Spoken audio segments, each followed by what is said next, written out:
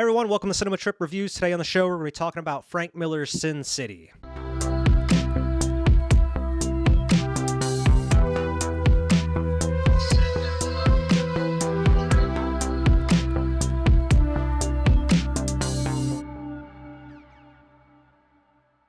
Welcome back to Cinema Trip Reviews, everybody. I am Wyatt, once again joined by Alex, and today we're talking about Frank Miller's Sin City, directed by Robert Rodriguez and Frank Miller from 2005. I am very surprised you brought this to the show. We brought this one to the table here, Alex, because this is a movie I haven't thought about in quite a long time. And I wouldn't say forgot exists, but it's definitely been out of my mind for a long period of time. I love this film, and not a secret, but one of my favorite genre of films is noir films. One of my favorite old films is Sunset Boulevard. I don't know if you've ever seen it. It's like an old 50s movie. It's where that line, "I'm ready for my close-up, Mr. Duvall." But anyways, I love a grisly voice talking over a narration. And I was going to say the same thing. Whole film. I was the whole like, time. from the beginning and then going even to like the different stories, I just had a stupid grin on my face the whole time, just because the environment and the atmosphere they create is just pulled. Yeah. This is the perfect, I would say that's the perfect comic book movie, because it's literally a comic book movie. Exactly. Like, straight from the page on the film. But I mean, we talked about it like whenever me and Vern did like the Batman review, like last year, but even in this one, it's like I love that gravelly, like, just narrating. It's like, Yep. this date, like, Exactly. and it's like, and it's just grimy, gross streets, and just, it's, I don't know, I just love everything about a noir movie, like a black and white old school noir movie. Everything's over explained to use, like the poetry of the voices, like over Exactly, much. ridiculous, like kind of soap opera type twists in there every now and then, and like old school like kind of gangster type lingo in there every now and then. Like, I love that kind of shit, and you have it literally for like 2 hours straight. It's this whole movie is nothing but that. It's just nothing but narrative. I think, especially, we'll get into it, but like, especially Marv's, no, especially even the Bruce Willis is like, it's literally like, I'm pretty sure he says like 4 lines in the whole first segment, and the rest of it's just in his head. It's just him narrating what's going on. This movie came out in 2005. It had a budget of $40 million, and it grossed over $158 million. So this made bank back in the day. And I mean, it has good reason. I mean, you had Robert Rodriguez, who was, a huge talent at that time. We already reviewed one of his movies when we talked about the Grindhouse films. Go out and watch that review here. But he directed Planet Terror in that one. And you actually have a couple different cast members in this that went on to do that movie. I think it was 2 years after this, Planet Terror and Grindhouse came out. But Robert Rodriguez, man, I mean, like Dusk Till Dawn, what was it, Desperado? And Shark Boy and Lava Girl. Yeah, Spy Kids. I like a lot of his, his filmography. He has a certain style to him, and just the way he like portrays violence on film, and just the way he like has a certain soundtracks and has a certain feel to him. I just love how you can tell a film is by a certain director anytime you watch it, whether it's Tarantino, Scorsese, David Lynch or whatever. I love when directors have their own little feel about them for each movie. You definitely have that with Robert Rodriguez. Yeah. Even with like the opening scene, which we'll get to, and you have that, like, it goes into the credits and you have that little like that score behind it. It sounds like something from like Dusk Till Dawn or Desperado, or some of these other movies that he did. Yeah, we even get a returning cast member from The Faculty, which he also did, which is another one of my favorite movies. Oh yeah, I forgot. Yeah, he did Faculty in the 90s. He does The Josh Faculty. Hartnett in this. Josh Hartnett, who comes right in. But Frank Miller, he's a huge, well-known comic writer, graphic novel writer. Of course, Sin City, he did 300. He's did like The Dark Knight Returns. Yeah, he's done so much, huge, big things in the comic industry. I think this is the first adaptation of his, from what I understand. This was definitely before 300. Because I think this is what really kind of gave him the courage to go out and, want to get another one of his comics done. And that's where he partnered up with Zack Snyder on that one. Yeah. No, this one, I don't know if it's his, I'm trying to think of the timeline, but definitely his best. Yeah, and apparently, because he was very weary on giving his rights to make movies out of his shit. But apparently, Robert Rodriguez was so like in love with this story that he created. Apparently, he went out and he filmed the very first scene you see in this movie with Josh Hartnett. Josh Hartnett And Marley Shelton, who was in Planet Terror, he shot that and edited it, and apparently he shot it and edited it in one day. And then he brought Frank Miller over and he showed it to him and he screened it and he's like, this is what I want to do. I want to make a movie and I want you to partner up with me so we can do it. And apparently Frank Miller was sold instantly. He's like, I all love right, it. I love it. Let's do it. And it's very interesting because Robert Rodriguez was insistent on it being a co-director with Frank Miller. He wanted to partner up and do it exactly right. And it was the Director Guild of America that were like, no. Apparently, due to their rules and everything, you can only have one director per picture.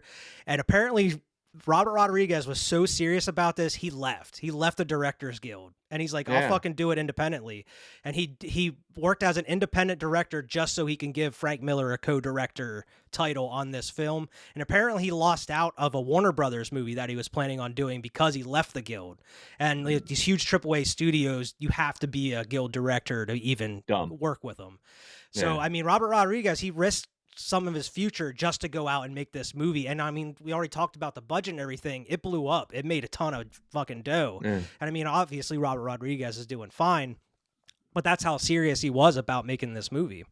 Because Tarantino directs some of this movie too. He directs one scene in it, and that's another interesting thing I had here that I didn't know about. Quentin Tarantino wanted Robert Rodriguez to do the score for Kill Bill Volume 2, and Robert Rodriguez was like, "Fuck yeah, I'll definitely do this," but they had to have some form of compensation, so he got paid literally $1 for doing the score for Kill Bill Volume 2, and then when this came about, he's like, "I want you to come and like direct a part of Sin City," and he's like, "All right, I'll do it." And we got to figure out some form of compensation. He paid him $1. So Quentin Tarantino got paid $1 for directing a part of this movie. And we'll get to exactly what part of it is. And it's probably one of the best scenes in the movie. In my opinion, it's one of the standout scenes in the movie. Yeah, it is a good scene, especially from that short. Oh, yeah. But this has an all-star cast. I'm talking about all-star cast. I mean, not even just for that time, but like in general. You got Mickey Rourke as Marv, Bruce Willis as John Hartigan, Jessica Alba, who you really don't see much anymore, so it was very refreshing to see her in a movie again. In her prime. In her prime, too. Yeah. Clive Owen, who... He has a couple decent movies. I forget what... There's one, it was called Shoot 'Em Up, I believe. It was very just outrageous action movie. If you haven't seen that one, definitely go check it out. Maybe we'll have to do a review on that one sometime. Of course, Josh Hartnett, Rosario Dawson in her prime. She looks great in this movie. Benicio del Toro, who fucking is great awesome as well. Yeah. He's fantastic. The late, great Brittany Murphy. It was nice seeing her in a movie here, just because I haven't seen anything with her in a while. Yeah. And of course, Elijah Wood. And Marley Shelton. And I mean, you don't get to see much of Elijah Wood, but I mean, his role is pretty memorable. He's awesome. Yeah, he's pretty good in this role. Michael Clark Duncan's in this, right? Michael Clark Duncan. Yeah, Michael Clark Duncan's in it. Rutger Hauer's in it. Like, so there's some other like cameos in there and like smaller bit parts in it though. Apparently, there's no writing credit. I didn't notice it just during the credits, but there's technically no writing credit for the movie. It's based off of the Frank Miller graphic novel, and the only thing they really do is his definition of it was more of a translation. It's not really written by like a screenwriter or anything. It's literally a translation directly from the page. And they even went as far as they use the actual graphic novel and the comics as the storyboards for the movie, and that's why through the movie you get so many scenes and shots directly lifted from the panels. It is. I've read the comics. It is verbatim sometimes exactly what they say. So that was their script. Yeah. And I mean, I've only read maybe the first part. I haven't read the whole like Sin City series. I think it's like 7 books or 8 books or something. Yeah, there's tons. I read the second one, A Dame to Kill For, which they ended up making a movie on. Maybe we'll do that one down the line. I haven't seen that one in a long time. Yeah, Man, it's been a long time since I've seen that one as well. Probably longer since I've seen this first one here. Apparently, Robert Rodriguez wanted Johnny Depp to play old Jackie Boy, Benicio del Toro's character, which would have been interesting. But man, I feel like Benicio del Toro, man, he eats it up, and he just has that way of in that gravelly, like gross voice. It sounds like he got a frog in his throat or something. Well, especially after he gets it. Oh, he's really talking like exactly. There was only 4 practical sets built for this entire movie. There was only 4 of them. John's jail cell that he's in, where it's just a pitch black room with just 4 bar like walls put up. Yeah. The bar that they work that Nancy Jessica Alba's character works at, that's a practical set.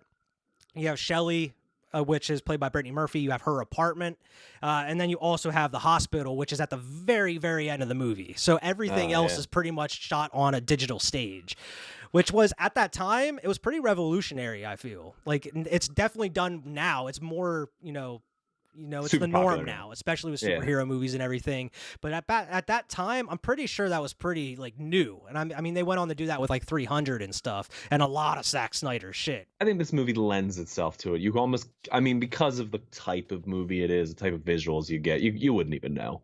A bad part about doing it like this, apparently they had a hell of a time making the blood white in the movie, because throughout the movie it does show you certain like blood at certain points whenever it's like important, like maybe it splatters on someone's face and it's dark red. But for a majority of the movie, the blood that they show is white, mixed with pretty much everything else. Is like a black and white comic page. They had to use fluorescent red liquid, and they had to like bathe it with black light while they were filming. That way they could easily color it white whenever they were editing the movie and everything. But apparently it took a long time to figure it out how to get it right, because they just weren't able to turn the actual like blood they would use in a normal film white. Yeah. So I'm not sure how they went about like doing all that. It'd be interesting buying the Blu-ray and kind of going in Movie and magic. taking a look at some of those special features that are on there. Well, there's a ton of interesting things about this movie. It is probably the most faithful comic adaptation, like you said. It seems like comic book movies now they're kind of pulling bits and pieces from these different comics, put it together, and then they kind of make their own story from it. Whereas even in the 90s when you were getting comic book movies, you would have the same thing. But in that early, like mid-2000s, you were getting like faithful adaptions. You were getting like Sin City, 300, Watchmen, a ton of different shit. And they were all pretty much very faithful, if not direct adaptions from the books. Maybe a little tweak here and there, but they were very faithful. And I mean, they all looked very similar too, in a way. I mean, I feel like that's in part due to the digital filming and everything, though, in front of green screens. But this movie and the book itself that is derived from, it's a bunch of different stories put together in one, but they all have kind of like little connecting threads throughout. Maybe a character will pop up here and there. But for the most part, they are their own little self-contained stories. Yeah, they're all kind of happening at the same time. You kind of see people in and out of it. When I watch this here, because it's been a long time since I've seen it, after watching the beginning part, which we'll get to with Josh Hartnett, it goes into the Bruce Willis story, and then that kind of abruptly ends until the back half, that third part of the movie. And then I was like, that's kind of weird, but it makes sense because of the time jump. But at the same time, it was like, it's weird to kind of split that up, I don't think Josh on Hartnett's part connects, does it? No, he's at the he's the bookends. He's at the very beginning and the very end. But he doesn't really connect with anybody other than at the very end when he talks to Becky, I think her name is, the one girl, hooker. the snitch. Yeah, the snitch. Little snitch. Spoiler. For a 2005 movie. Yeah, we're about to spoil this movie, guys. But yeah, the movie opens up with Josh Hartnett, and I completely like watching this was like kind of watching it for the first time, other than just remembering little bits and pieces. For the most part, I was kind of really going in fresh. It's been a long time since I've seen this, so I was like, I don't have any clue who the fuck Josh Hartnett is in this beginning of this movie. But it's a very quick scene, but it's so well done, man. Just the way that it's my second favorite one. It's so well done, but he just comes out and he's just they're just talking there out on that balcony overlooking the city, her bright red dress, and you can see her bright green eyes and everything. Yep. It's amazing. And he's just kind of flirting with her. He's all suave and slick back. He doesn't have the fucking faculty and H2O messy hair, comb your hair haircut. Yeah, it's all slick back and stuff. He looks nice. But yeah, it's interesting because he seems like he's flirting with her. It seems like they may be like, brief acquaintances, but he's talking about he's been watching her for a long period of time, and then he's like falling in love with her and such, and then bam, shoots her. Just shoots her dead right there on the balcony. And then that's what kickstarts the movie. There's really no explanation like who this dude is, and you don't get one at all through the course of the movie. He's just pretty much a hitman, and I'm pretty sure that's in the comics as well, and it's not it's just as explained as it is here, which there isn't an explanation. Yeah, I know some of the comics now, definitely not the first one and the second one, but I know as they get a little further in, they start becoming more like short stories. Like Yeah. they're not whole books. It's like a couple pages and then it's something else, then a couple pages, something else. And then you So I have think that's where that, another, like one of the big stories, and then like yeah, little section ones. where their first book is just Marv's story. Like that's just Sin City. That's Marv's story. And the second book is just A Dame to Kill For. So and then it moves on. I love that line that he has, because he's like we mentioned, she's talking about like how much he loves her, and like he's been admiring her and whatever. And when he kills her, he's like, "Oh well, I guess I'll cash the check in the morning or whatever." And then it just goes like, "Up, it's business as usual." Oh man, if we're gonna talk about lines, we're gonna be here all night. I think this is so many quotable lines. Oh yeah. I'll give you my favorite one when we get to it, but Yeah, and I love the yeah, opening credits, which is literally some of the pages from the comics introducing. Like every time they show a character, they show exactly the character they're playing from the comics, like letting you know who's playing who and everything. I love it. But yeah, you get the first part of Bruce Willis's story, John Hardigan. This is, of course, the cliche. It's last day on the job, early retirement, and everything. this damn ticker. And yeah, exactly. I love that shit too. He's like, I got a bad ticker. And Yeah. like, and you just know some bad shit's going to happen. And it's not any movie you watch, if there's a cop that's like his last day on the job before retirement, some shit's going to pop off. He's going to die or something bad's going to happen. He gets a raw end in this one. I feel like that's almost every Bruce Willis movie you watch, though. He's like, I'm a cop on my last day on the job. Last day, I ain't coming back. Bruce Willis always going through it. But he's looking for a missing girl, and apparently there was like 4 previous girls that went missing. They found them dead and everything. There's a serial diddler, and they don't really know who it is, I guess, at that point, or they think they know who it is, but he's linked to some Untouchable. He's untouchable. Exactly. He's linked to like a state senator. He's like the son of a state senator, and then like the senator's brother is like a cardinal, like a high up cardinal in the church and everything. We'll get to that though. Yeah, That's a that huge comes back. story. But you get introduced to his partner, Michael Madsen, who's famously in like a ton of Quentin Tarantino shit. He's in a bunch of other stuff as well. But he's a pretty decent character. You don't really get to see him too much in this though. He even like tells him like, I'm gonna go after him. Like we gotta go. And he's like, don't let the process work. We'll figure it out. And he's like, no, fuck that. And he just straight knocks his ass out. I'm gonna do this myself, because he had a tip of like they were in a warehouse somewhere, and they're like, well, we can't wait. We gotta go. We gotta go now. We gotta save the girl and everything. I love that that interaction, because that interaction whenever he busts in and he catches the dude, it comes up way later in the movie as well, almost verbatim. You can't even lift that cannon you're carrying. Sure I can. He doesn't take it easy on this dude. He fucking chases him out. He shoots his ear off. He shoots his dick off. He shoots his hand off. I take his weapons, both of them. Both of them. Both of them. He shoots his dick, both of them. He saves the girl, but then again, he gets straight up backstabbed by his partner. His partner, he's getting paid off. This one is just like the starter, and I feel like you're right now that I'm looking back on it. Like, it seems to go nowhere. He shoots him, he gets backstabbed. He says, the famous line, "An old man dies, so a young girl can live." Man. I do love that line. It's a good line. Yeah, fair trade. Fair trade. So a little girl lives. Everything is said in that gravelly voice, by the way. You think we're making fun of it? Everything's said like. Yeah, not just Bruce Willis, like almost literally everybody. I feel like if you're doing a noir movie, you have to have a gravelly. Yeah. Yeah. Fair trade. Fair trade. It was a dark night. But yeah, and then because it just goes to black at that point, and then you go straight into Marv's story, which Marv, I feel like he takes up a good chunk size of this movie. I mean, he ends up coming back in the sequel as well, but the sequel takes place within this story. This story. Yeah. This is my favorite section. Is Marv's section. This is the one that, like, when I think of Sin City, I think of this one. Yeah, I think Marv is easily like the most recognizable character when you think of Sin City. Oh yeah, easily. That's the most famous. I mean, it's hard to miss him. Just like he even says it a couple times. Just look at me. What kind of woman would love me? What kind of woman? Oh man, this is where my favorite line comes in too, because it opens up and he's talking about the perfect woman. He's sleeping with this lady and stuff, and her hair is just gold, like everything gold. Black and white. The bed is like a red heart, and her hair is gold. I love the style of this movie. The cinematography is fantastic. It's so good.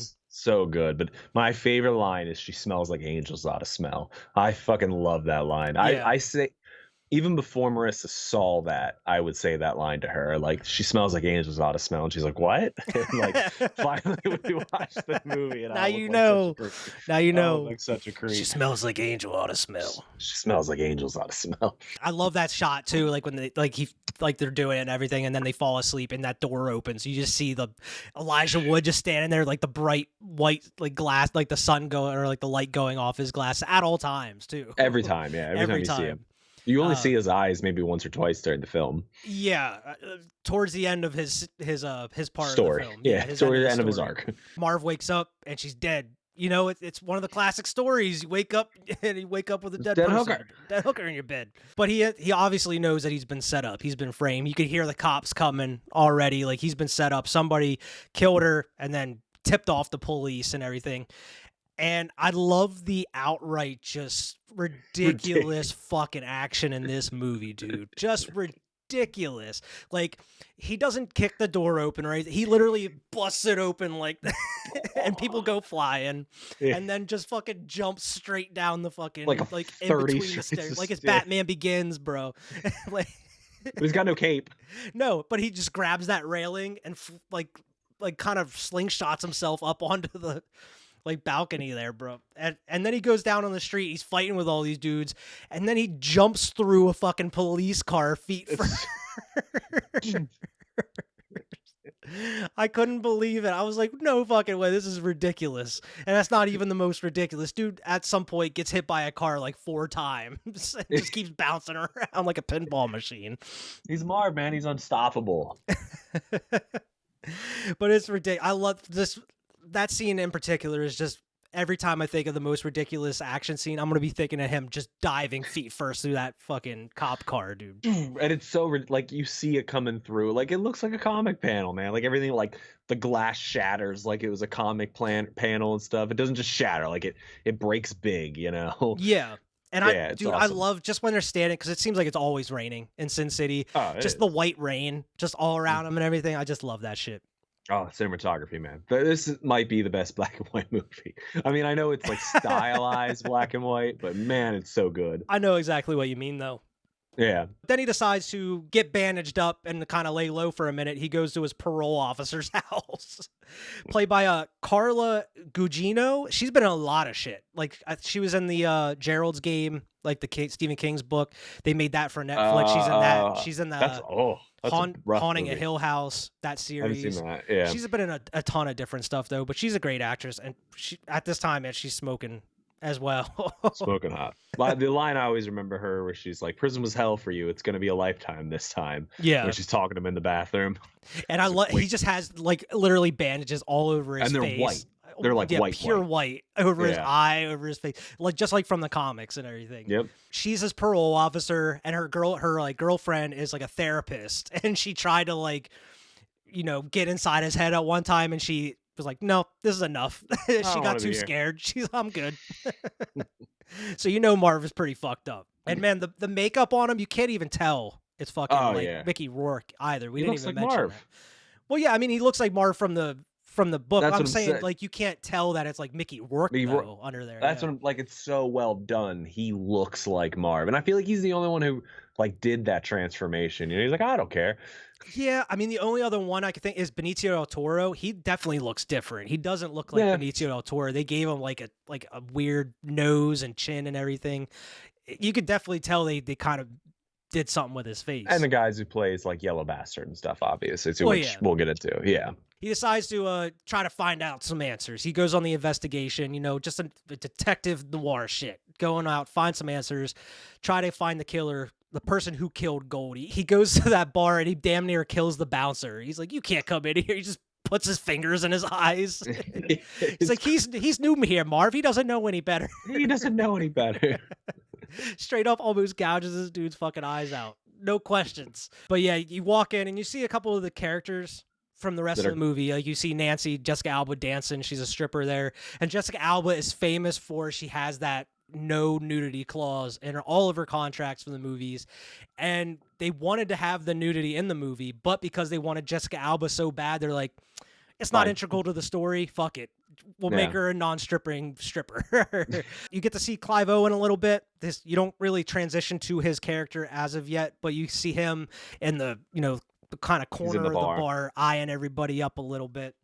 He cuts in real quick, which is weird too. He cuts in his own narration. Yeah. And he talks about Marv. He's just like, Marv is a barbarian. If he was born 100 years ago, he'd be the king of this castle or whatever he says, Yeah, but it's weird because it's been a while since I saw it. I thought it was going into his story then at that point, but no, it goes right back to, but it is weird. It is a little weird, but it kind of just maybe gives you like a different person's opinion or, on Marv, a little bit more on Marv from a different person's point of view. It does seem it's just like a weird cut in for like you to meet this character and then you're right. You don't even meet him. You don't even know who he is. He's just like a dude talking about Marv and then it cuts away because you haven't met him yet. And you get the hitman that come in here and he's like, they don't look like suits or whatever. They don't look like cops. They must be hitmen or whatever. And he takes them out. They go out to the alley. He's like, man, that's a nice coat. That's a nice coat. And he says it like 2 or 3 times in this movie. Every time I'm like, oh shit. He wants that coat. And how do these coats fit this? This man is a hulking giant of a man. He's got like, you're right. He gets like 3 coats throughout the series. And like, hey, you keep finding coats that fit you, man. But he takes care of them, man. Like, real quick, and he like pretty much he tortures that dude in the alley. He like shoots him a couple times just to get a couple answers.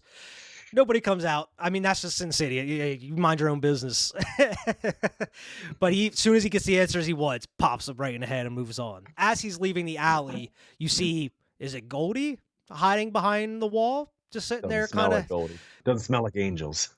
But yeah, he smells her as he's walking by. Yeah, he doesn't see her at that point, but he smells. He smells something. He's like, I thought I almost smelled her. Yeah. And I love this like little montage of just him fucking interrogating people, just dragging the dude on his face through like on the car, dude. Like ridiculous.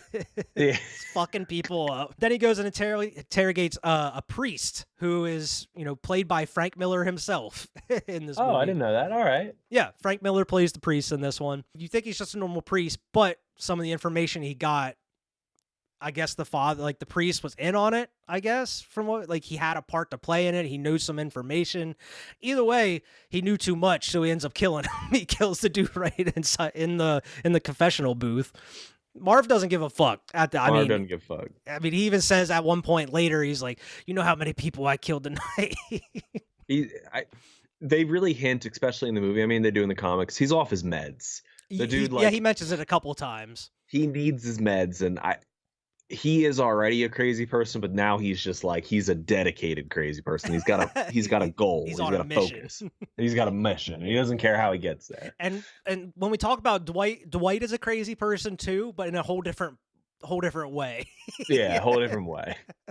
This guy's a violent, crazy person. As he's leaving, he's going to get in with his car, and this is what I mentioned before.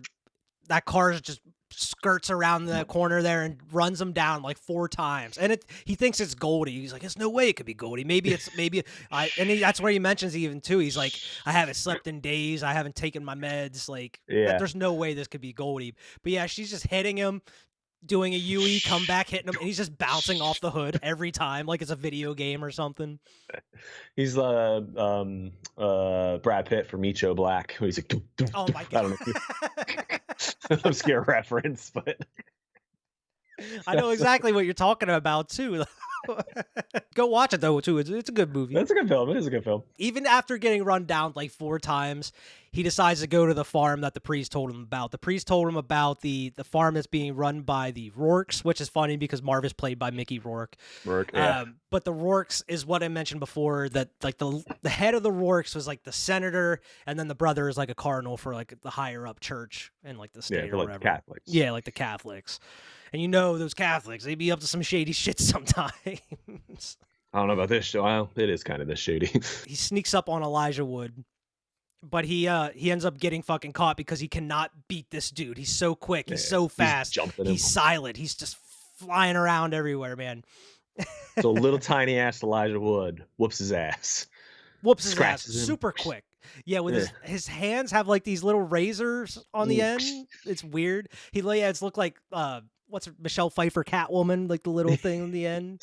Yeah, just slices his face all up.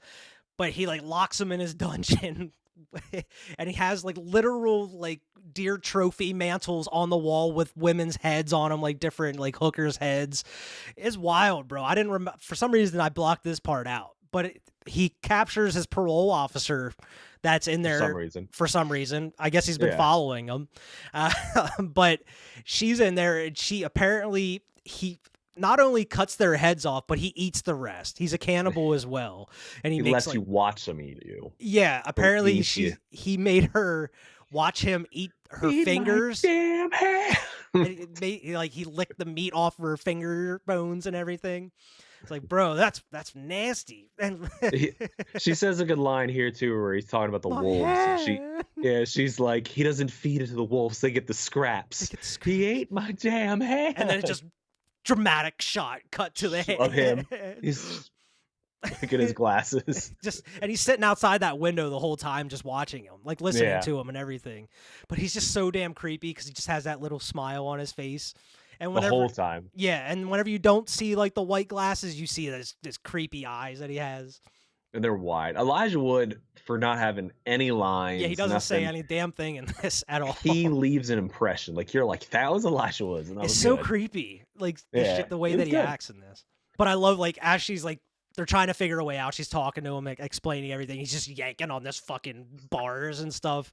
And as soon as she finishes, like, her speech, he just rips damn near that whole part of the wall out, like the cement and everything. And then he proceeds to go and butcher, like, 10 different fucking SWAT members that come down in that helicopter with that fucking hatchet, bro. And he's just going to town on these dudes.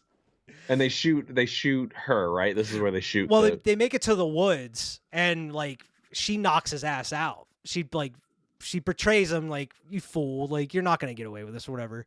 But she goes out and, like, he's in the woods, I got him, everything's cool, like, whatever. Yeah, and that's whenever they shoot the shit out of her, bro. Get out of here. And Marv comes out of the woods, bro, and he even looks at the dude. He's like, that there's one damn fine coat you wear. That's where he gets the coat again, is like the badass like leader of the SWAT team comes out. He has like the marks on his face. You think he's going to be some tough shit. Nah. Not for Marv. Nope. So pretty much in the end, Cardinal Rourke had Kevin kill Goldie, from what he understands. And this is where you find out that the Cardinal is the senator's brother. This is where you're getting all the backstory and everything. But he can't just go out here willy-nilly and killing people, even though that's what he's been doing this whole fucking time. He needs proof that it was this dude because of how high up in power he is. He needs the proof to go and justify him going and killing this dude. Even though, I mean, what do you got to lose at this point, man? Yeah. What do you got to lose? You're already like, you already killed like 10, 20 people, man. You're getting the death sentence. Like, come on, man. Yeah. He starts going around questioning the different hookers. I mean, that's whenever you're getting some of the characters you see later in the movie as well, when he's questioning them. And then as he's leaving, fucking Goldie ends up shooting his ass. He wakes up and he's like tied to that chair and they're interrogating him and everything. I love to see. And you find out that she is Wendy, like Goldie's twin sister. And this is where I was talking about like the soap opera dramatic type shit. Like, oh, it's her twin sister. And then they think, obviously, like everybody else, they think that Marv killed her. But he explains everything. Like, why the fuck? Why would I kill her? Like, she took her time. Like no other woman would want to be with me. Like, I was just enjoying it. Like, she was the perfect woman. Like, she was great for me. Yeah. And then you find out that she was actually using him for protection in a way, but it still didn't help. I mean, you got Kevin, the dude, little sneaky dude running around. Quiet. I love this scene. She beats him with this gun as she's asking. He's tied to this chair. And then finally, as they're like, okay, we believe you, we'll help you out, he's like, all right, good. And he just like stands up and rips all the ropes off. Like, and they're like, could get out. You could have done that this whole time. He's like, yeah, I thought I'd let you get through. Yeah, and he even says, he's like, I don't hurt girls. I don't hurt girls. That's his line he doesn't cross. Yeah. That's the line. He's literally dragging a man's face against the cement, but that's the line. He doesn't hurt women. This is one of the funniest scenes in the movie as well, where he's like gathering his materials. He's got to get his materials so he can go and take care of some business. And it even shows him up on screen. Tubing, gas, saw, gloves, cuffs, razor wire, hatchet, ladders, and my mitts. And it shows his hands, like his bare hands. and I got my mitts. Yeah. And man, those are some big ass fucking gloves that he puts on. They're like hockey They're like gloves. huge, yeah, like goalie Goalie hockey gloves gloves, he yeah. puts on. But he's going to take care of Kevin first. He's like, I'm going back. I got a score to settle with this fucking guy, and he's not getting away from me this time. It starts similar to how it started that first time. He's just kind of jumping around, flipping all over, looking like some Jedi shit, some Matrix type stuff. But then that's why he brings this shit. He brought them handcuffs, and he like just handcuffs himself to him, and he's like, "Where are you gonna go now, fuckface?" Just starts whooping his Just ass. beats his ass, dude. And it's brutal, man. Like he like uses the tube to cut off his circulation so he doesn't bleed out. He cuts off all of his limbs, lets the dog eat on him for a little bit, and then he cuts his fucking head off, and he's sitting there holding his head, and he's still smiling. Still got that creepy ass smile. And that's what he said. He says, like, even when he was cutting his limbs off and the dog was eating him, he didn't scream once, didn't make a noise, just sat there with that weird smile. And that's even creepier because it's just that shot sitting there, just him smiling with no arms and legs. It's so weird. It's great. It's so a great creepy. shot. But then you get not Mickey Rourke. You get Rutger Hauer as the Cardinal, Rourke, up in that tower, and he just goes in there and he plops that fucking head down on the table. Cardinal tries to sell him like, "Oh, look at you. You're a bad person. You went, you killed all these people with all the bad shit you've done or whatever." And was like, "Bro, you're literally like getting this dude to go out and kill people and find people for you to kill." And he's eating. He said he partakes in eating on people. And Kevin was a trouble boy. Yeah, Kevin was a trouble boy. Yeah. But he was a good kid. And he squeezes the fucking life out of him, too. When he's sitting there, and you just see the blood just splattering up on his face as he's just squeezing the shit out of him. Oh, he tortures him. Again, another famous line. He's like, "Will killing me be this fun?" Or he's like, "I don't know if I'll get enjoyment out of it, but everything leading up to the killing, yeah, that'll be a gas. That'll be a gas." And the dude just like picks up the head and is just kind of holding the head close to it.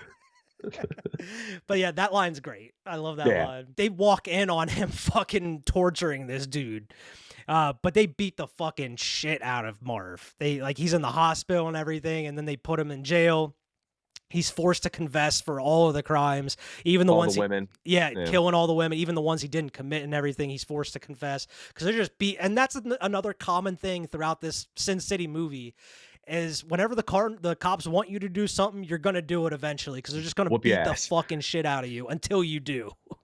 There's no ifs, ands, or buts. You're gonna do it eventually. I mean, we're going to get to it, but John Harrigan was in 8 years before he ended up doing it, but he ended up doing it. He gets it too. And unfortunately, at that point, Marv, it doesn't have a happy ending. No. He kills the dudes he's set out to kill, but he gets sent to the chair, and they had to do it a couple times. He's like, "Is that all you fucking got?" He's bleeding from his fucking mouth and shit. Spits the blood out. Yeah, he's like, "They shaved my head, gave me a rubber diaper." And he's like saying he's reading from the Bible. He's like, "Come on, hurry up. I ain't got all day." Yeah, I ain't got all day. And then he thinks about Goldie as he's going out, though. Yeah. His last line. That zoom into the eye, into his eye, and it just shows that bed with him and her laying. That's his last thought. That's his night, man. Like, one woman showed him his life. Yep. Time of his life. And I love even right before they execute him and everything, she comes and visits him, and he's like, "Oh, I'm sorry," because he even calls her. He's like, "Goldie, is that you?" And he's like, "Oh, I'm sorry, Wendy, I didn't." And he's like, "You can call me Goldie. It's okay." You can call me Goldie. And then they lay there and they just cuddle for a little while, and even in that car ride, when they're going to that one place, he's kind of just telling her why he's in love with Goldie, and nobody would ever give him the kind of day, even regular hookers, they wouldn't give him any time.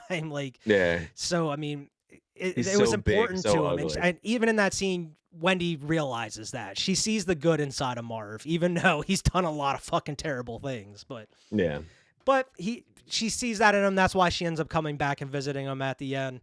But then, he ends up getting killed, and then you move on to the next story. Dwight, right? Yeah, you get Dwight, and it opens up with Brittany Murphy playing Shelley, fighting with old Benicio del Toro, old Jackie boy, getting beat up.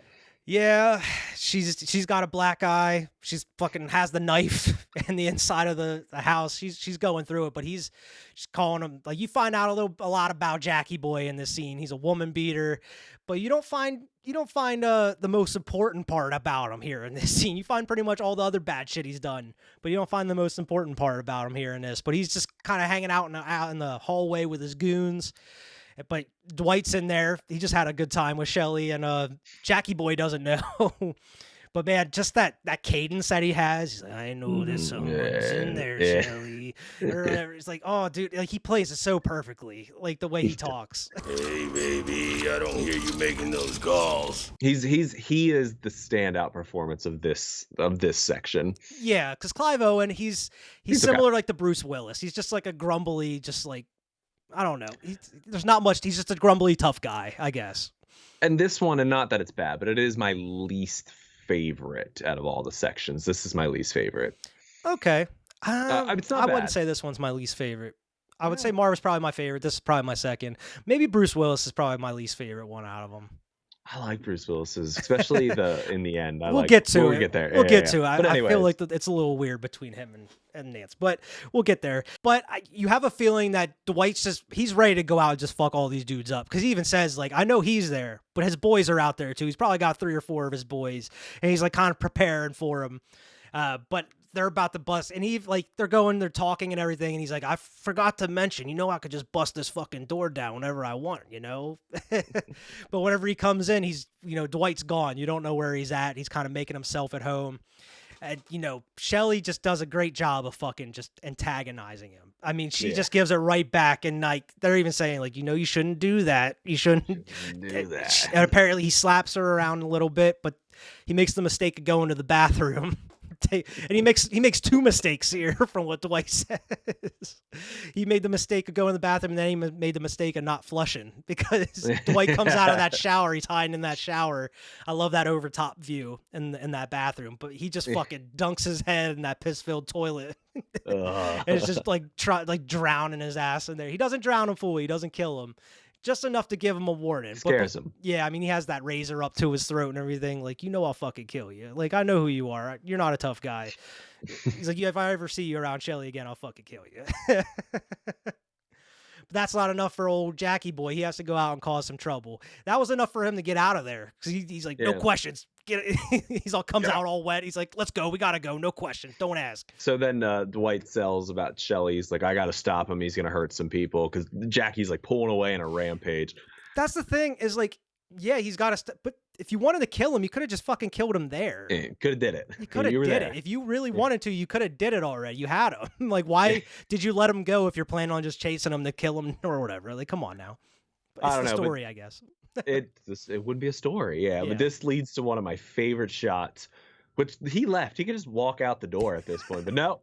He jumps out the window, and you get this slow-mo, just his red Converse, and he's having like a whole conversation. I love that conversation. Yeah, he's like sitting on that ledge. All the color is just like his red Chucks that he's wearing. Yeah, his red Chuck tees, yeah. But like, they mention it a couple times in the movie, but there's really no backstory to Dwight. He mentions a couple times he has a new face. And I was like, what does that mean? Like, where does that come from? Is that in the comic? Is that in the comics? It is in the comic book. He's like, and it's been a while since I read it, but he gets plastic surgery because something happens. It gets all fucked up, but he comes out more handsome. Because he mentions that as well. He's like, ever since I got my new face or whatever, he says like something like that. But they mentioned a couple of times about his new face, and I was like, where did that come from? Like, now, the thing we didn't mention is I didn't know about this until I did more research. There is a director's cut of this. It's like 2.5 hours. I didn't know. The regular theatrical cut's like 2 hours. I think it's like 1:59 or something. But apparently the director's cut's like 2.5 hours. So I'm not sure. Maybe they add some of that shit in there. I don't know. I was actually looking into the Blu-ray. I'm interested in seeing what the director's cut is all about. Yeah, I always am trying to find the blue because I do own this on just DVD, but it's not the director's cut. I can never find a Dame to Kill For. I always want a Dame to Kill For, and I can never fucking find it anywhere. But so I'm sure it's somewhere like on DVD. I just don't look hard enough. See, that's interesting. See, I didn't know about the face, so I'm glad you're here. I know you read them, so I'm glad you can kind of shine some light on this a little bit. Dwight goes after Jackie and his goons to stop their fun night. And they ended up rolling, and on their way there, that cop comes, and he's about to pull Dwight over, but no, he ends up going after them because they almost fucking head-on collision with another car. Yeah. But they end up rolling right into that part of the city I mentioned about before that's completely just owned by, you know, the ladies of the night. They run everything. They govern their own territory. And as soon as they pull into there, you see that cop just turn right around. The cops don't go into that section of the city. Old Town. Old Town. Old Town. Yeah. So, I mean, as soon as he goes in there, Dwight's like, okay, something bad's gonna happen. Like just has a bad, and that's another thing. And it's like, I had a bad feeling in my gut. Something was gonna happen. Always. Get that scene with them just kind of, you know, creeping up on, I think it was Becky or whatever her name is. I didn't get her name. Is that the chick from Gilmore Girls, or is that a different girl? Because It looks like the chick from I feel Gilmore like I Girls. get her confused with the chick from Gilmore Girls all the time. It looks like her. I don't watch Gilmore Girls, never have, but I know the two ladies that are in it. Sounds like you don't It is watch the it. chick from Gilmore Girls. Yeah. I had to do a quick Google search, but I was like, I know her from somewhere. Alexis Bleedle. But yeah, they're just antagonizing her, and she's like, I'm off work. She's like, I had a day shift. Go bother someone else. Yeah, And I'm done. He's just not about it. He's like, hop in the car, and It'll be like, a cold Dwight, day in hell when a hooker tells me no. Yeah. And Dwight just has his two pistols ready to go. He always holds them at like a weird angle down by his hips. So it looks like comic booky kind of. Yeah. And like he gets stopped immediately by Rosario Dawson's like, don't worry, we got this fucking covered. We've been watching them since they came into the city. Don't worry about this. We know what we're doing. And they got a deadly little mijo or whatever. Deadly little mijo. And she's got those two katanas just kind of She's walking great. across the rooftops there, just waiting for the, you know, sign of trouble. And he pulls that gun on her, and she's like, "Oh, honey, you really shouldn't have done that." She throws the Nazi, the Nazi symbol, the yeah, Nazi the throwing star. She throws it and cuts his hand off first. Then she jumps down and sticks the katana like down through the dude's head and down through the other dude's mouth, just murking everybody. And like even the fucking Dwight's like, something's not right here. Like even though everything seems like it's taken care of, there's something fishy here. Something is wrong. Yeah. And sure enough, they do find that out. And I mean, Jackie, he's such a piece of shit. Man. Like he reminds me of like the Black Knight from Monty Python. No matter how fucked up he's getting, he's like, You'll pay. I'm gonna get like you're a big. Like, he's just talking that shit no matter what. She throws something inside of his gun barrel, and he's like, "Don't pull that trigger, Jackie." He's like, "She blocked the barrel. It's gonna backfire." He's like, "Don't you fucking tell me." And then it just shoots like the hand, like the fucking top of the gun into his skull. Bro. Yeah. Like whoa, out there, way out there. But yeah, and that's when you find out the real fucking problem is this dude was a cop. Why does she slit his throat then? She slits his throat too, right? Because he said she almost takes his head clean off. But she makes him. Like she makes him a Pez dispenser. That's right. Why does she slice his throat then? If you're right, he gets the thing in his head. Why the fuck did she? I don't remember. Because he was sitting there talking. Remember, he's like, I can't see, I can't hear, or whatever. He's like just talking to himself, like. Yeah. And then that's what she's just fucking. He's like, she doesn't take his head completely off. It's She more makes like a him do Pez it. dispenser. But then they're like, I need to get like a good car with a good engine or a decent engine and a big trunk, so we can get these bodies out of here. But you have that standoff between like Dwight and the girls for a minute because they're like, well, the truce is fucking broken. We killed a cop. Like that breaks the peace treaty. Like there's about to be a fucking war in Old Town here. No use arguing with him. Yeah. And he's like, well, I can get the fucking bodies out here. And he's like, well, you're not going to be able to hide them anywhere. Like the cops are probably on their way. He's like, trust me, I'll figure it out. I'll take it to the pits. And they're like, the cops won't search the pits, but you got to get them a car first. And they bring him like that fucking clunker, and he's like, there's no room in this trunk. Mijo, get your blades. And they're just chopping up these bodies, just fitting them in the... He's like, well, we didn't have enough. We stuffed the trunk full, so I had to put Jackie in the front seat. He's just driving down. And this is the scene that's directed by Quentin Tarantino. And I Which love is this great, scene, though. man. And I love the way it's shot because like the rest of the movie, it's black and white, but you're getting the lights of like the green and red lights of the stoplights and everything as they're driving, but you actually see the colors of the stoplights as they're driving, like the neon lights. Yeah. But then you get that craziness, like we mentioned with Dwight. the body starts talking to him, and Dwight's like, "Oh shit, Shut up, Jackie. shut up, Jackie." Shut up, Jackie boy. And I love like as he's driving, like he's talking in that voice, and then he lifts his head up, and then he's like, Those hookers let you down. What are you gonna do when you run out of gas? Call AAA. and then like as he's talking, like, and then he brings it down, Because the wound opens. Yeah. and like he's just like, "You're never gonna get away with this." You got a body in the front seat, and the cops are on your trail. Like, He slams on the brakes and it smashes his pushes- gun into his head. Yeah. goes right through his head even more. Like it goes like in it, I'm pretty sure. And then he's just debating, like, do I stop? I'm not going to be able to outrun him. Do I Yeah, kill him or do I let I him kill live? this cop? And he's just sitting there talking with that gun and like right beside him that whole time. Like, "You guys out late partying?" He's like, "Oh, my buddy is. I'm the designated driver." He gets off pretty easy here He's like, too. You have a tail light out. I'm gonna lay you off with a warden, and then he just leaves. He's like, "Oh, okay." All right. He's like, and then he's like, "My car broke down about a half mile out. I had to push it the rest of the way." And he's just shoving this fucking car up the hill to the pits. Almost makes it too. Oh, that damn hard body. The hard body of the Divas engine. Almost makes it. He gets there and immediately gets shot. And for the first time, then you cut back to a different character. You cut back to Rosario Dawson, who's getting it like pretty much interrogated by Michael Clark Duncan's character, who my guess is he has a bigger role in the comics. Yeah. Because I you think only he has a get to see bigger him role. just for this section of the story in the movie. I think he's in A Dame to Kill For. He is in it, also. but it's not Michael Clark Duncan in that. Yeah, 'cause yeah. he died at that point. But yeah, Unfortunately, but that character is, yes. yeah. But I mean, like Yeah. in this movie, you only see him like in this part of the story of the movie, like with Dwight and Rosario Dawson and such. But he's like cracking her skull with his hands, like moving like her face. He's like, "The proportions of your face, beautiful," or whatever. It's weird. He has like the He's got the big gold eye, yeah. and like the weird the Pokemon policewoman like blue hat. It looks like It looks like an elevator hop guy. yeah, Like, like a bellhop. But that's where you find out that the snitch is that Becky girl. I mean, Becky girl. Rosario Dawson finds out the snitch is Becky, and like she says, like they were threatening my mom's life. Like I needed a way we could have out. protected her. I didn't want to do this for the rest of my life. This was my way out. But I mean, that wasn't the way out because they're like, "Well, take her away, kill her, or whatever." Cut back to Dwight, and then you get his part of the story here. Yeah. Because they're not cops.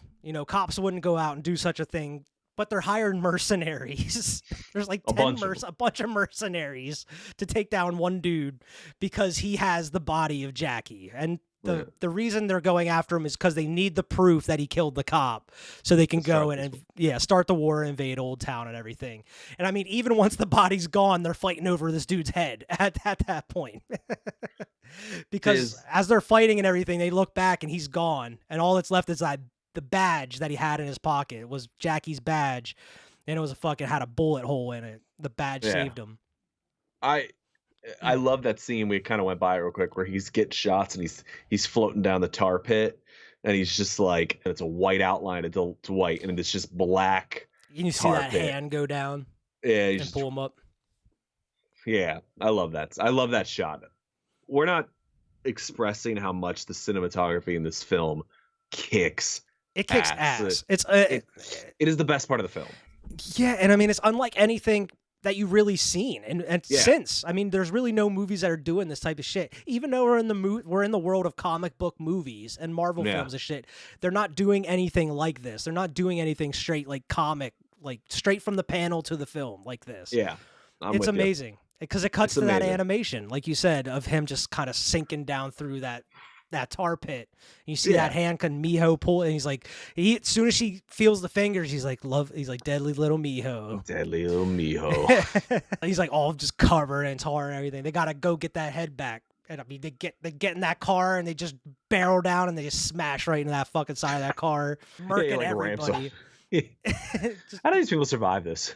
I don't know how anybody survives anything in this movie. This is where the title drop comes from, though. because he's like, first we got to rescue Gale, then comes the kill, the big fat kill. The big fat kill. Fat kill, which Isn't is that title. what the story's Yep. title? This is the story's title, yeah. I wish they would like have the title in the movies. Like like when you're cutting to the next Each of 'em. section, it would have like the title and Yeah. then go into that story or whatever. I'm pretty sure, except for Josh Hartnett's part, they do all say them At some like, point. at some point. I forget what Marv's is called though, but he does say it at some point. But they're just murking everybody. The dude that's like he deals with bombs, exclusively with bombs. He gets Yeah. the head, and like Dwight's chasing after him, and they have that little showdown in the sewers. And I don't know how Dwight survives that blast. Like he was standing right on top of that bomb, and he blows it up, and he just flies to the other side of the room. He's just under the water. But that's Miho how you comes in and survive. saves his ass in that one too. Here, again, because Miho's the best. Miho is the best, man. She's awesome. She's awesome in this film. From apparently the katanas that I read this too. Apparently the katanas she uses are from Kill Bill. Like they're straight from the Kill Bill movies.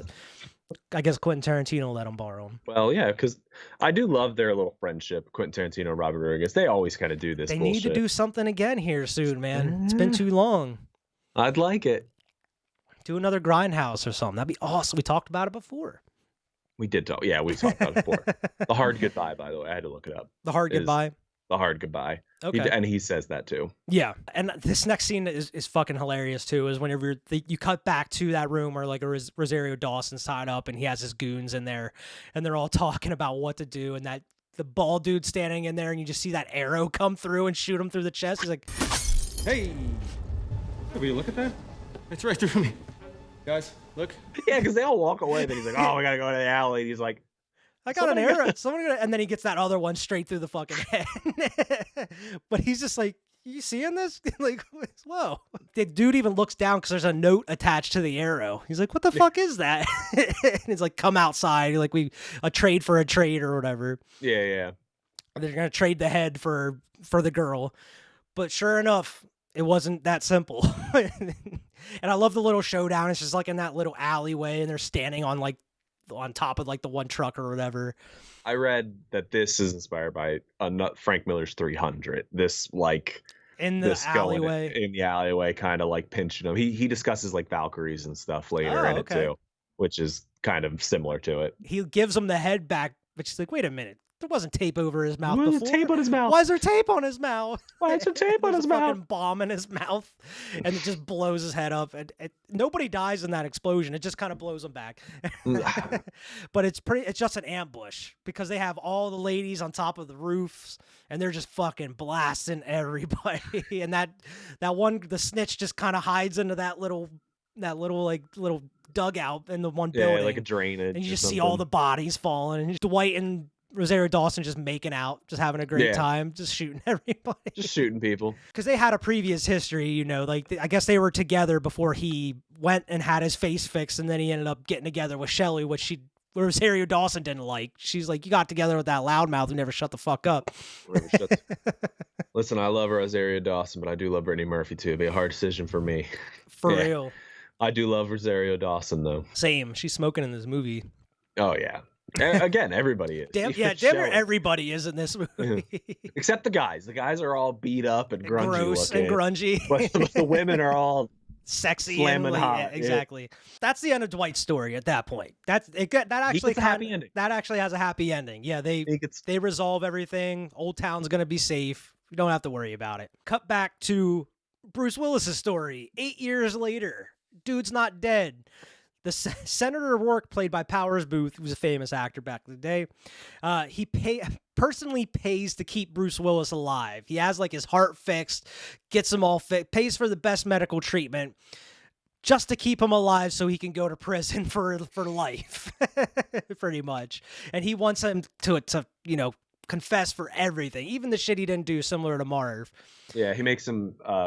He saves his son basically because his son is the child predator, but he makes Bruce Willis say that he's the child predator. Yeah, he makes him save his son, and he even like pulls out that gun. He's like, I could fucking shoot you and kill you right now, but that wouldn't do anything. Like that's That not. wouldn't do anything. Yeah, that's not like I want you to suffer. So he gets the best like medicine money could buy, gets Bruce Willis fixed up, sends him to prison for 8 years. And Bruce Willis is in there for 8 years just because he refuses to confess. He's not fucking opening his mouth about anything. Meanwhile, the girl Nancy is sending him letters every Thursday for fucking 8 years, like straight, until it stops. And then he's like, wait a minute. Why'd the letter stop coming? Did something happen to her? Did she move on with... Did she finally be smart enough to move on with her life? Like move on from this old man that deserves to die in a cell or whatever, that kind of shit.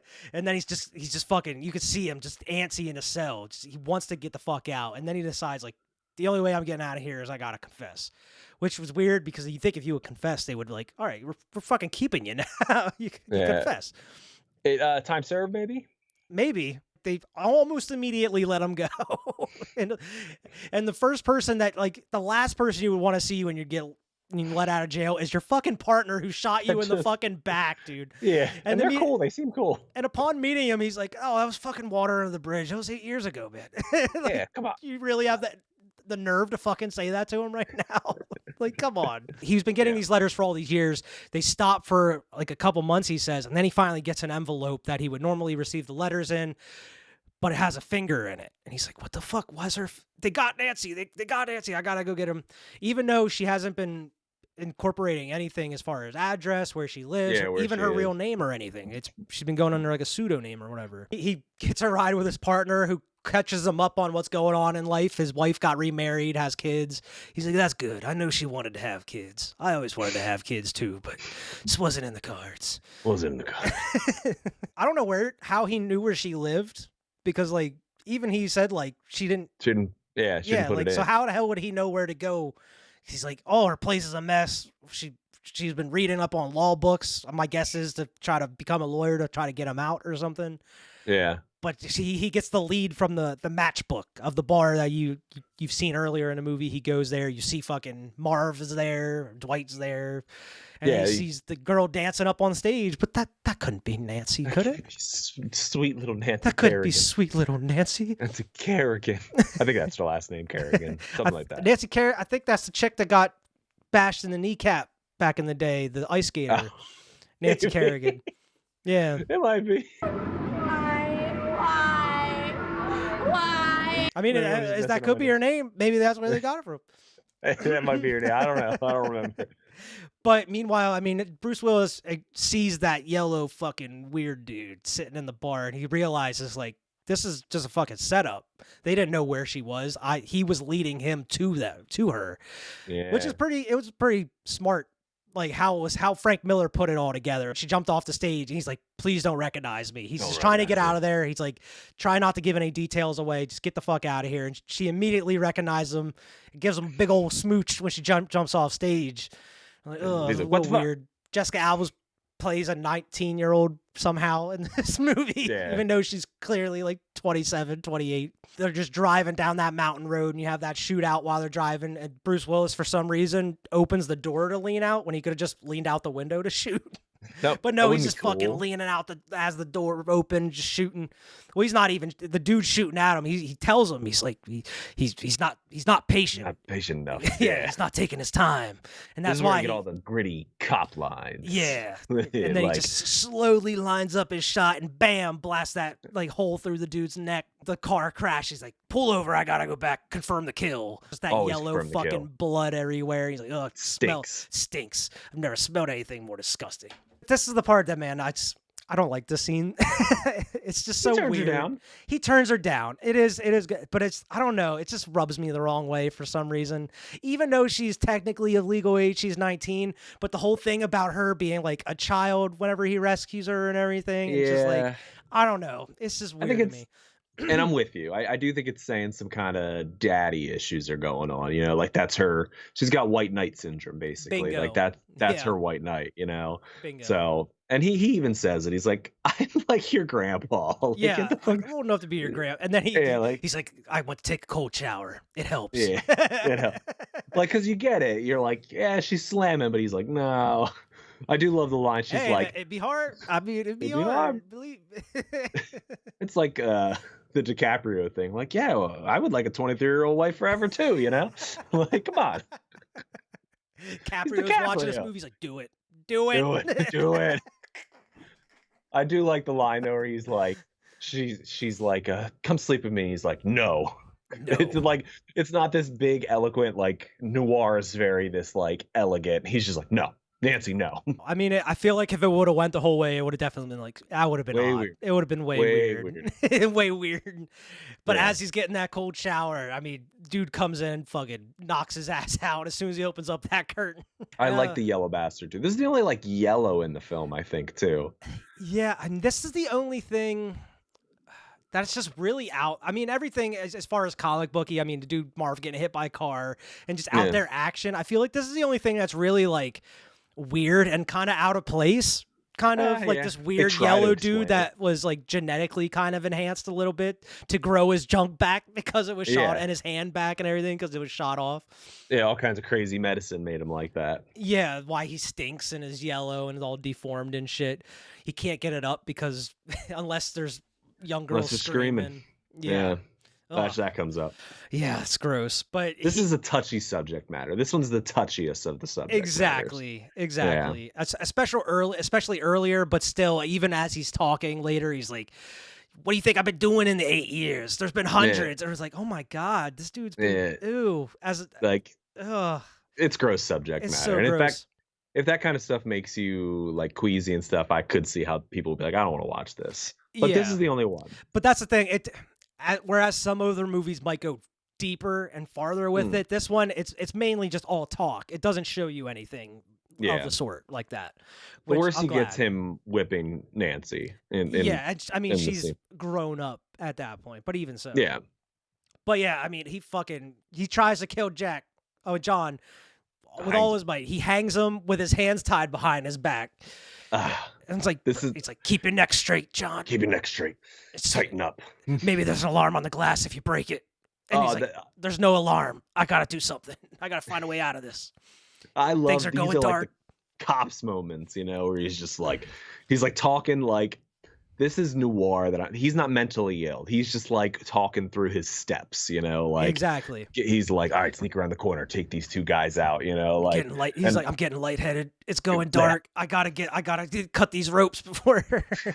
I love this. Did you notice that the one dude, the one henchman, is fucking Ron Swanson, bro? No, is it? The Nick one, Offerman? the one, yeah, the big beefy dude with the shaved head. That's Nick Offerman, bro. I'm gonna rewatch it just to You have to go back and rewatch it because I noticed it at the beginning of it because it's the same fucking two guys, yeah. same henchmen from the beginning of the movie that they stole the car and they're sitting out there talking and it's like, do you think there's something funny about this car? There's no trunk. There's no trunk. We got a girl in there. We're supposed to hide, and you don't have it. There's a 2-seater, no trunk. It's just- And I love how the He's dude's "Take like off, so Tucker." well read and he's like so intricate with his words and he's big. He's like a poet. He's like a poet. Yeah. Yeah. And Nick Offerman's just like this big. He has like the nose ring and all these piercings and Didn't shit. even notice. I'm definitely gonna go watch. Go back that. and watch it. Yeah, it's Nick Offerman. Because I even had to look it up. I was like, no way, that's fucking Nick Offerman. Is that Nick Offerman? Sure as enough, it is. But yeah, I love that kind of shit though with Bruce Willis. Like the way that just not just Bruce, but through the whole movie itself, just that cop narration. That's something Yeah. I wish we would get more of in like Batman movies. I mean, you had it in the newest one, but I mean, like as he's doing shit, I want that narration there. I like that noir narration. Because even in the I'm with newer you. one, he's narrating it, but he's not like doing shit while he's narrating. He's like, Yeah. I want him like being like fighting Doing someone, shit. and then he's like, he's going for this. I gotta do this, or like similar to the comics, like exactly. Yeah, and I like in a noir sense, it's a show and tell, like, and I know movies are like show us, don't tell us, but I'm okay if you show and tell me, like Yeah. just like their thought process. That's what makes it smart to me, especially won't get sidetracked with Batman, but like Batman, take me through his thought process, take me to why he goes under the carpet, why he does the things he does. And I like that. Same Yeah. with this movie. I mean, you do follow mentally ill people, a lot of it. But especially Bruce Willis. And he's got that voice. I mean, he's fucking John McClane, man. He's got Yeah. that voice. Like you just like He's him. perfect for this. Exactly. Yeah, and I did read that a majority of like the bigger star cast, like Bruce Willis, Benicio del Toro, and some of these other cast members, one of the reasons they joined on was because they wanted to do a black and white noir type movie because there really wasn't anything like that being made at the time.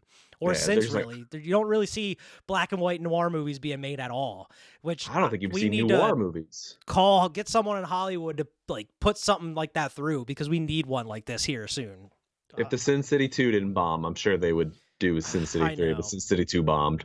Yeah. I think I read somewhere that they talked about doing a Sin City TV show, and I think it Ooh. would lend itself well to a TV show. 'Cause then you could do a different arc each Yeah. episode. You can follow Each a different episode. character each episode. Yeah, I'm with you. And I then think for they like a should do finale, you can have like a two-parter. Like the last two episodes will be like one big story or something. Who knows? That's a good idea, though.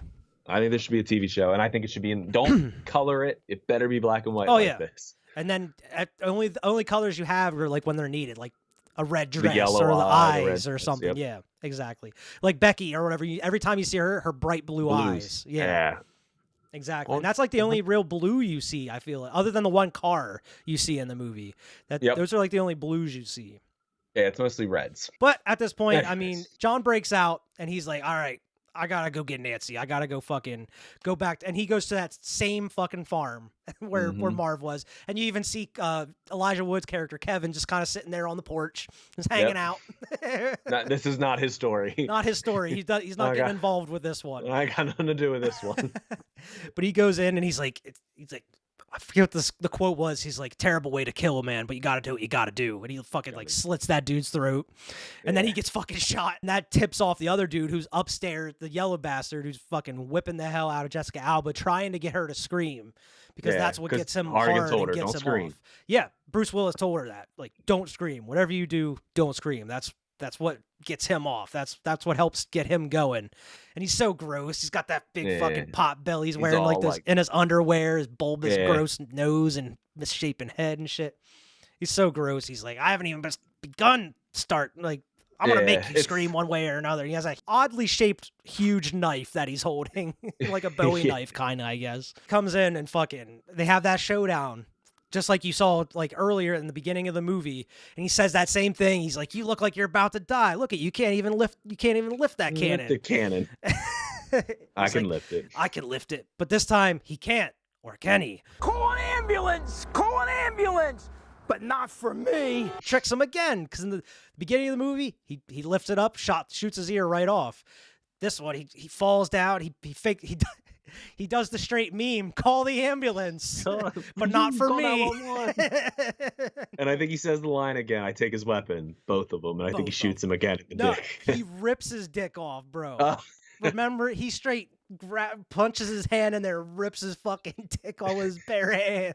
I do remember, yeah. Like, holy shit. And it's like all yellow. Yeah, the blood's all yellow and stuff. But then he literally beats his face until he's hitting floorboards, he says. Yeah, it's pulp. It like cuts away, I'm pretty sure. Right? Like it's like him hitting him. It's like panned out like on the side of outside that barn. And then it comes back and he's still like He's like, I pound his face until I hit floorboards. It's like, damn. Beats the shit. Jessica Alba's just like, come on, man. Jesus. We gotta go. Yep, and you get that one final scene between them, like out there, and he gives her that like nice ass like Ferrari that the stolen Ferrari, and like she tries to get him to come with her, and he's like, no, I can't. And he's like, you're always gonna be on the run or whatever. He's like, you just go. You have a whole life ahead of you. Like it's been, I forget what the exact quote was, but it's pretty much like the gist of like, you've been wasting your life too much on me all these years. You got to go and start your own life or whatever. I think he lies to her though. And he tells her he's gonna meet her. Yeah, he says, I'll meet you. You go. I got to clean up some things. And then he dies. I mean, that's what he says. Because he's like, as long as I'm alive, Senator Rourke's going to be going after her. So he's like, the only thing I have left to do is then he's like, and he says that fucking line again. Take an old man's life to save a young girl's fair trade. I love you, Nancy. He says, I love you, Nancy, in this one. I love you, Nancy. And then you get that comic. It's the exact comic shot we talked about before, like the panned out black and white comic of him just putting that gun in his mouth and pulling the trigger, man. And then we get one more little tiny short. Cuts right to that hospital. Old Becky, the snitch, is checking out of the hospital. Becky needs her shit. She's getting out of the hospital. She's going home. She's in the elevator. And who's in the elevator with her? Sure enough, Josh Hartnett just hanging out. You hear him talk first. You hear him say, turn the right corner in Sin City and you can find anything. Mm-hmm. And then he offers her the smoke. And she's like, and I think she knows. She kind of Well, knows. he calls her right? by her name. He Oh, was yeah, like, yeah. he says something, and Becky. he's like, Becky, and then she looks at him, and that's how you know, like, She's like, Mom, I love you. yep, and that's when she hangs up, and then Yeah, credits. and then it's just Eddie. Well, he says anything. I know that yeah. if you turn the corner, you can find anything in Sin City. Anything. Anything. And then credits. Yep. And Josh it's a great Hartnett's movie. Hitman. He They should do a finishes the show with last him. job. Yeah. Yeah. No I love that explanation. ending though too. Bookends. Yeah, Like you said. exactly. It works perfectly. But I love Yeah. how it just comes full circle with him, and it ends with that character where you're like, you wish she would have got her comeuppance, because even in She that needed it. part at the end, you were expecting either Dwight or that other girl to shoot the shit out of her as she's walking away. Nope, Yep. she gets away, but she gets her comeuppance. They hire Good. Josh Hartnett to go after her. We think. I mean, that's Someone the hires assumption. Josh Yeah, Hartnett to somebody go had- after her. Yeah, or he was just standing on the side waiting for it. But yeah, that's the movie, man. And it makes me want to read the comic now after watching You it, should. just to see how faithful, and especially like we mentioned with the Dwight shit, just to see some of the stuff that they may not have time to put into the movie, and some of the stuff that may have kind of went, the story going into the movie itself. Yeah, They may it's a have missed. lot to digest this movie, and I want to see the 2 hour cut or I do 2.5 too. hour I want cut to see now. what they Now had. I'm gonna look that up.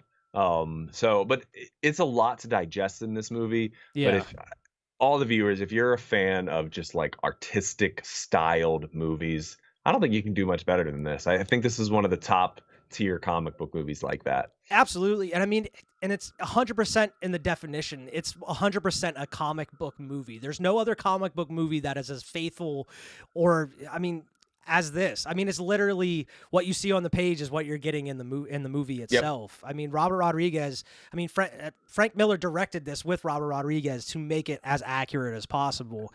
And I mean, I feel like you get something out of it whether you read the comic or watch the movie itself. I don't know. Yep. I mean, there's two different mediums, but it's an entirely different experience, I feel. I love the movie because you get to hear the gravelly voice of the noir kind of state. This isn't just noir. This is super hyper noir. Oh, know? yeah. Like this is like over noir. Hyper noir, violent. like over exaggerated everything. Exactly. This isn't a subtle noir detective story. They are taking noir to the fucking extreme. But Mhm. like, if you're into that, I think it's a great movie. Yeah. And I feel like Robert Rodriguez has a thing for strippers. Like Quentin Tarantino has a thing for feet, where he has feet in every yeah. movie. I feel like there's a stripper in every single Robert Rodriguez movie, except for Spy Kids, of course. You can't be having strippers and Spy Kids. But I feel like every other movie there's usually a strip club or some type of dance in the movie. There usually is. You're right.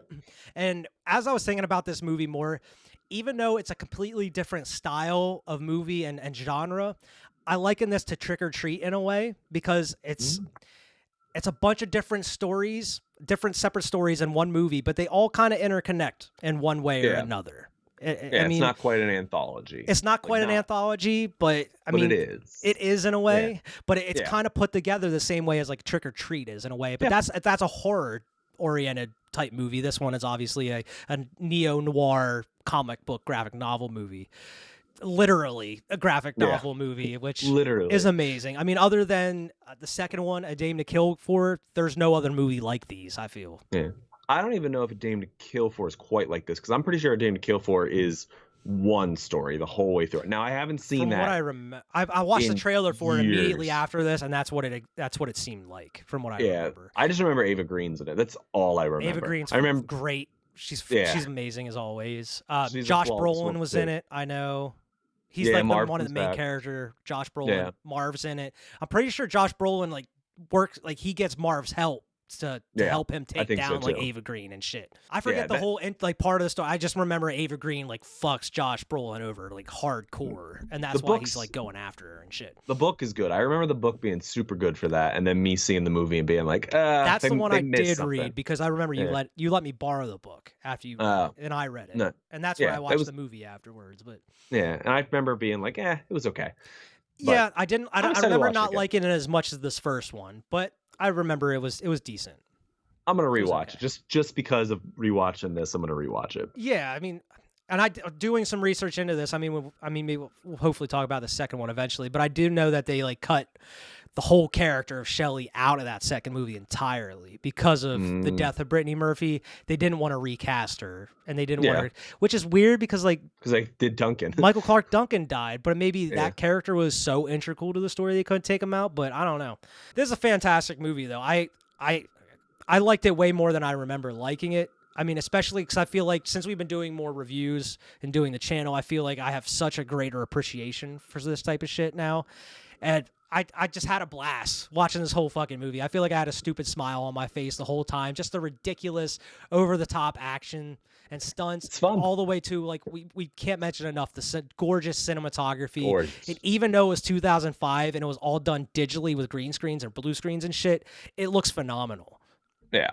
I mean, we're not talking Mandalorian sets because they're all black and white and stuff, you know. Yeah.